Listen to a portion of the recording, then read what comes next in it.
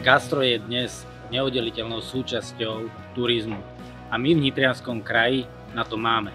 Formát konferencie je pre mňa výnimočný pretože sa tu stretávajú hotelieri, študenti, majitelia prevádzok, cukrári, gastronómovia, všetci vo veľmi úžasnej atmosfére a spolu sa sieťujú a navzájom prepájajú. Preto tento projekt absolútne milujem. Gastronové je v podstate propojení odborní veřejnosti, farmářů, predajců a ty propojení a ty střetnutí jsou, si myslím, že dosť důležitý. Výnimočnosť tohto konceptu, ako je tuto v Nitre, je v tom, že je robený veľmi profesionálne.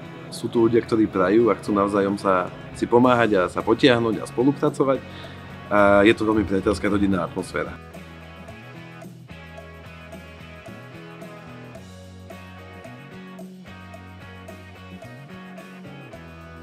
Okrem úspešných projektov na Kupeckej ulici vznikajú aj mnohé ďalšie.